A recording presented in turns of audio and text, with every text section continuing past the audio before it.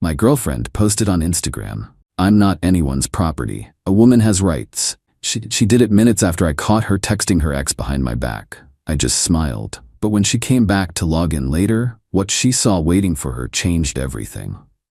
It all blew up over a bowl of leftover chili. I know how that sounds, but it's the truth. 3 days ago, I was sitting on the couch, eating dinner and scrolling through my phone while my girlfriend, Chloe, was in the other room on one of her endless work calls. We've been together for 5 years, living in my house for 3.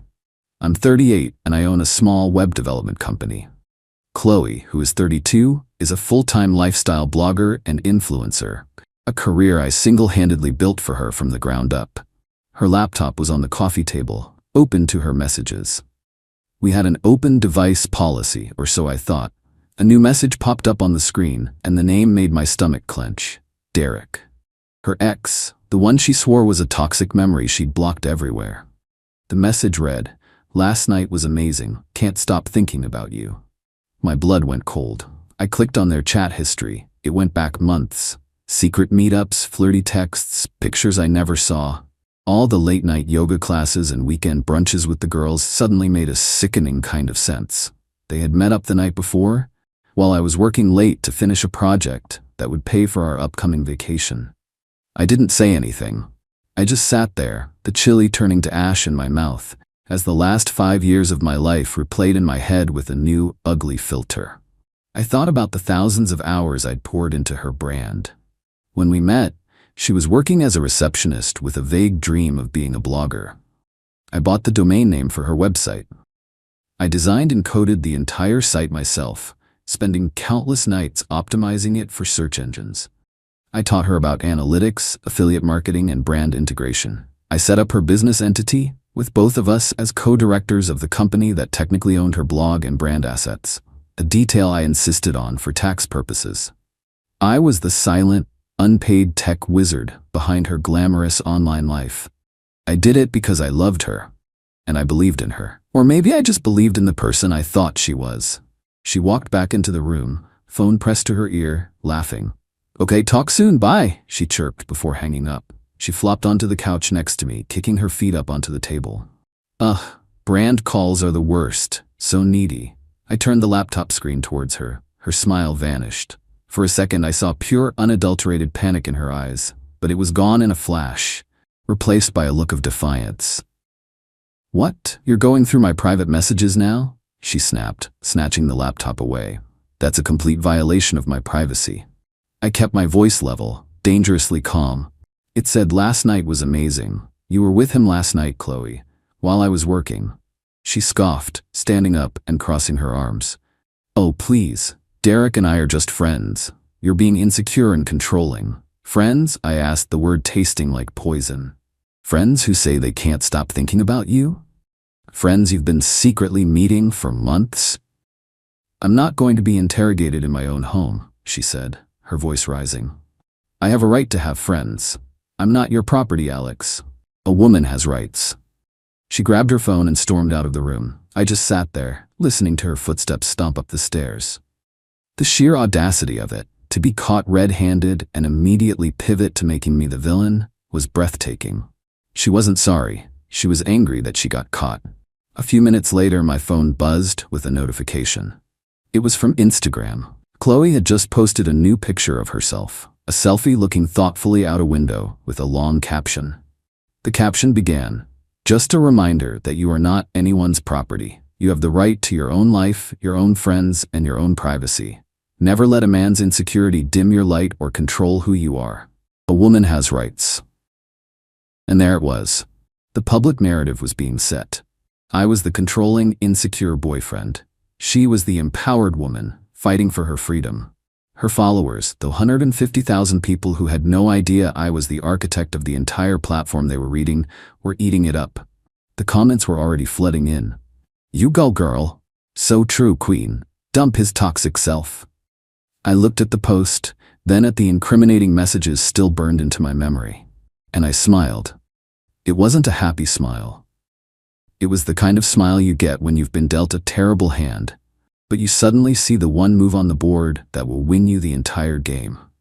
She thought her power was in her followers, in her public image. She had forgotten that I was the one who built the stage she was performing on. I built the lights, I controlled the sound, and I still had the master key to the entire theater. She wanted to talk about rights. Fine. Let's talk about them. I spent the rest of the evening in my home office. First, I separated our finances. I moved the majority of the money from our joint savings account, the money from my business, my inheritance, into a new account under my name only. I left her with the portion she had contributed, which was laughably small. I logged into our credit card accounts and removed her as an authorized user. The financial umbilical cord was cut. Then, I got to work on her empire, her digital life. I started with the website. I had full administrative access, of course. I changed the password. Then I went into the back end and began methodically unpublishing every single blog post she had ever written. 5 years of content, gone from public view in about 20 minutes.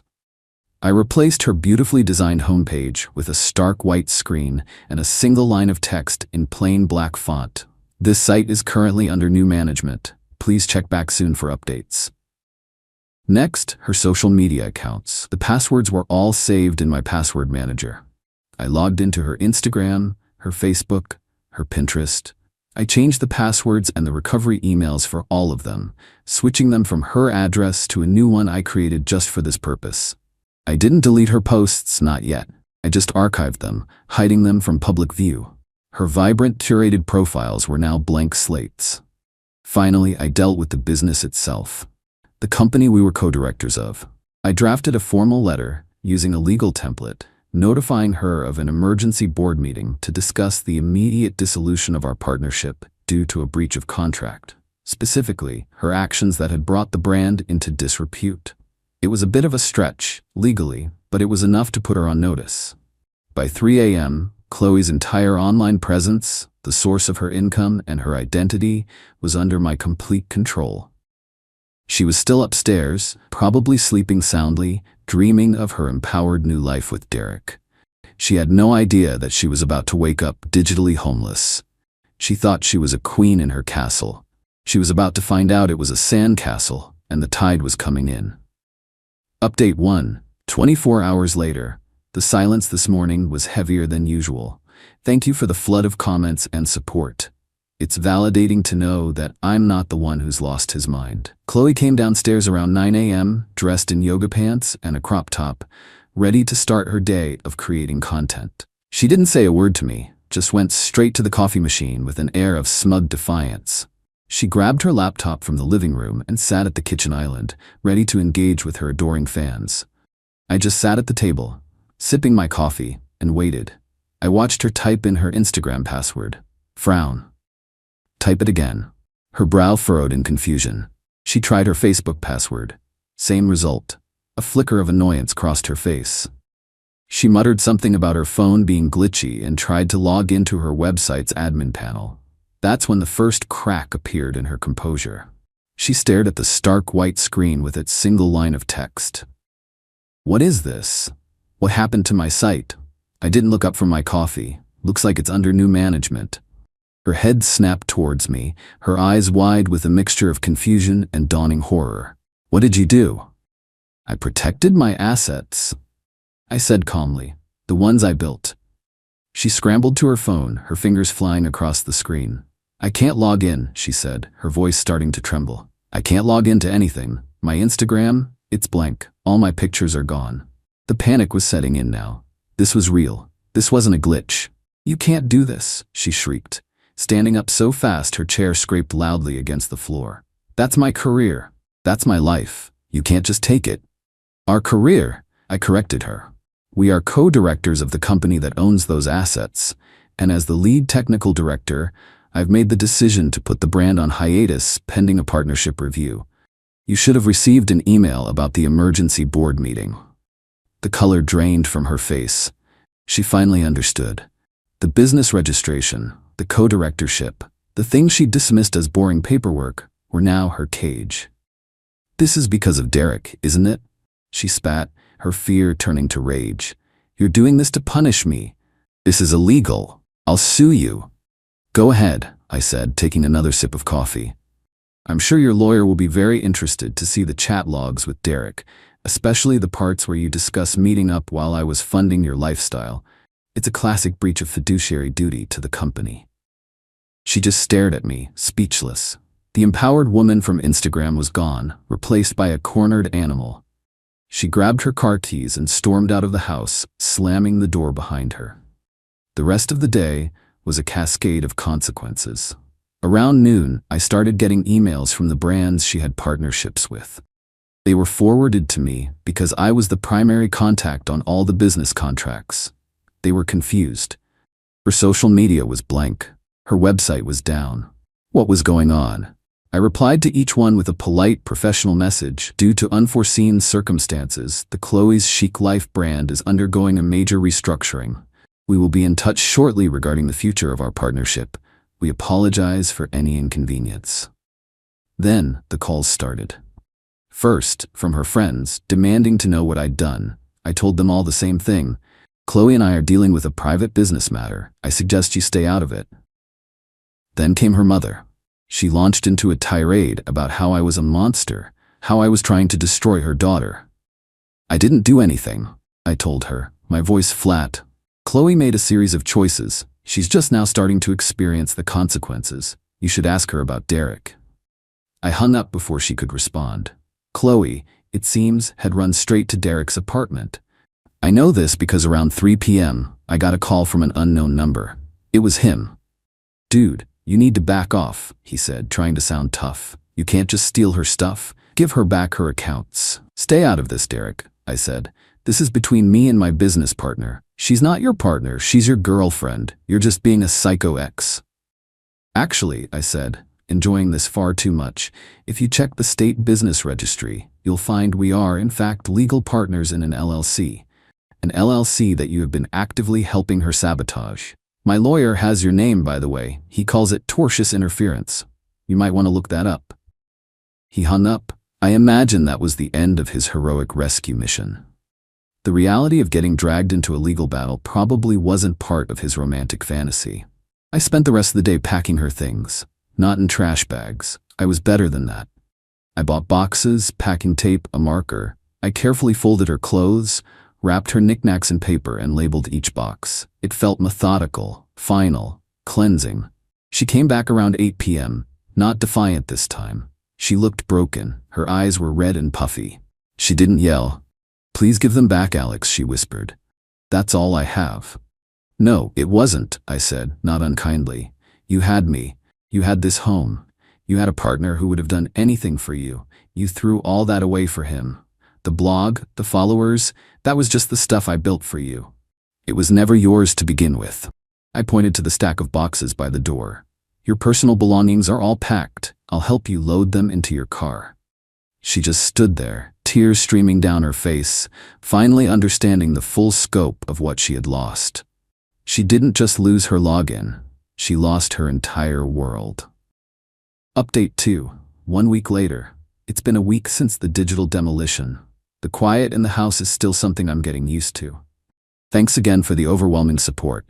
Reading your comments has been a strange source of strength through all this. Chloe's departure was a pathetic affair. She called her father to come and help her move her things.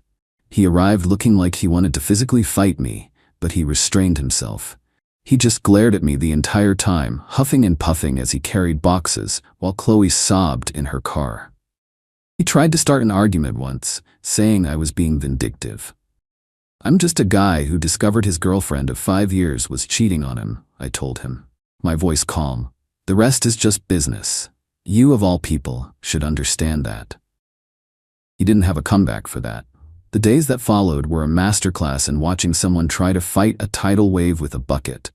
Chloe's first move was to try and create new social media accounts.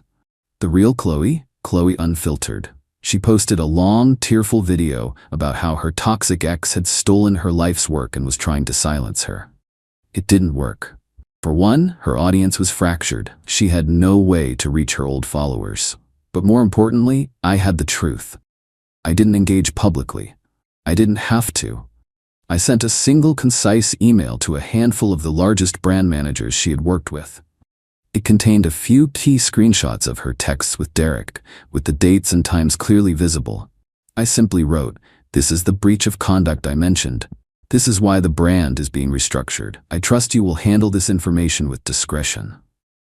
The industry is smaller than you think. Within 48 hours, her new, pathetic attempt at a comeback was dead in the water. No brand would touch her. The story of her infidelity, tied directly to her unprofessionalism, spread like wildfire through the back channels of the influencer marketing world. Her smear campaign against me was DOA because the people with the money knew the real story. Her next tactic was to try and get legal. I received a letter from a lawyer she hired, demanding I immediately return all digital assets and cease and desist from using her name and likeness. My lawyer responded the next day with a single package. It contained a copy of our LLC operating agreement, with both our signatures clear as day. It also contained a formal notice of my intent to file a lawsuit against her for breach of fiduciary duty, misappropriation of company funds for the secret trips to meet Derek, and damages to the brand's reputation. The letter concluded by stating that if she wished to proceed, we would see her in court, where the full extent of her affair would become a matter of public record during discovery. Her lawyer called my lawyer 2 days later to say they would not be proceeding. She couldn't afford a legal battle, and more importantly, she couldn't risk the public humiliation of having her dirty laundry aired in a courtroom. The ex, Derek, has vanished. I heard through a mutual acquaintance that as soon as he got that call from me and realized there were potential legal and financial consequences, he wanted nothing to do with it. He blocked Chloe on everything. He wasn't interested in the real, messy Chloe who had lost everything. He was only interested in the fantasy of the successful, glamorous influencer. When the glamour was gone, so was he. The most satisfying part of this whole week has been the rebranding. I reactivated the website and all the social media accounts, but they look very different now. I took down the temporary under new management page. The website is now the official portfolio for my web development company. I've posted case studies of my work, including a detailed, anonymous breakdown of how I grew a lifestyle blog from 0 to 150,000 followers in 3 years, showcasing my SEO, branding, and social media strategy skills. The Instagram account is now my company's professional account. I archived all but a few of her most generic, aesthetically pleasing photos, landscapes, flat lays of coffee cups, etc., and started posting about web design, digital marketing tips, and tech news. I changed the bio to founder and lead developer. I build brands. The irony is almost too perfect. Her platform, built on a foundation of lies, has now become a testament to my actual, tangible skills. And the best part? It's working. I've gained over 1,000 new followers this week, all people in the tech and marketing industries. I've had 3 serious inquiries for new projects, one of them a major company, all because they were impressed with the brand transformation. Chloe must be watching this. She must see her face and her work being erased and replaced by mine. She must see the follower count, which has barely dropped, now engaging with my content. She created a brand based on a fake, curated life. I've replaced it with a brand based on real, marketable skills. Her parents are still trying to intervene, calling me, leaving messages about forgiveness and second chances. I've blocked their numbers. This was never about forgiveness, it was about consequences. Chloe built her identity on a platform of my creation, and when she betrayed me, she lost the platform. It's that simple. She didn't have the right to my work, my time, or my loyalty after she chose to throw it all away. Final update. 3 months later, it's been 3 months since my life took a sharp, unexpected turn. The house is quiet, clean, and feels entirely my own. The boxes of Chloe's things were picked up by a moving company 2 months ago. I wasn't home for it. I didn't need to be. That chapter was closed. The aftermath of Chloe's digital implosion has been more comprehensive than I ever could have imagined. Her attempts to restart her career failed spectacularly. The influencer world is built on authenticity, or at least the illusion of it. Once that illusion was shattered, she had nothing left. Her name was tainted. She was the girl who cheated on the guy who built her entire career, and then lost it all overnight. It was a cautionary tale whispered in marketing circles. From what I've heard through the grapevine, her life has been a series of harsh reality checks. After Derek abandoned her, she tried to move in with one of her influencer friends, but that lasted less than a month. The friendship, it turned out, was as transactional as her brand partnerships. Without her status and access, she was just a liability. She ended up having to move back in with her parents. The last I heard, she was working as a hostess at a restaurant in her hometown. There's a brutal poetry in that. The woman who curated a life of fake luxury online is now seating people in a real-life restaurant, forced to smile and be polite for minimum wage. Her Instagram post about a woman's rights rings hollow now. She had the right to make her choices, and I had the right to not fund them or enable them. She had the right to a life without me, and now she has it. My life, on the other hand, has been an unexpected renaissance. Transforming her old blog and social media into a portfolio for my business was the single best marketing move I've ever made. The story of the rebrand, though I've never publicly confirmed the details, became a sort of legend in my local tech scene. It's brought in a wave of new clients, bigger and better than any I had before. I've had to hire 2 new developers to handle the workload. The business has doubled in revenue in the last quarter alone. I took the brand she nearly destroyed with her lies and rebuilt it into a thriving enterprise based on my truth. I did get one final, pathetic communication from her about a month ago. It was an email, sent from a new address. It was a long, rambling apology, the kind people write when they've run out of options. She said she was sorry, that she was foolish, that she missed me. She asked if I would ever consider selling the website and social media accounts back to her. She said she was a different person now. I didn't believe her. People like Chloe don't change, they just change tactics. She didn't miss me. She missed the life I provided. She missed the platform, the income, the adoration. I replied with a single sentence. The brand is not for sale. I never heard from her again. The revenge in the end wasn't about destroying her. I never leaked her messages. I never publicly shamed her. I simply reclaimed what was mine. The consequences she's facing are not my creation.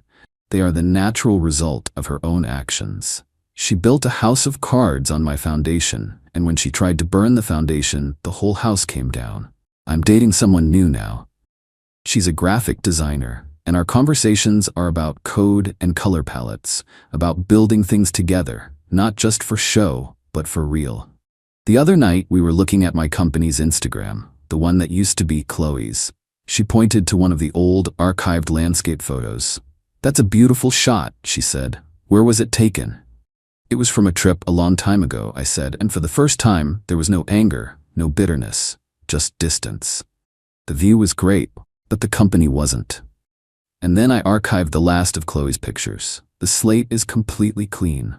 I'm building something new, something better, on a foundation of my own, and this time, I'm the only one with the keys.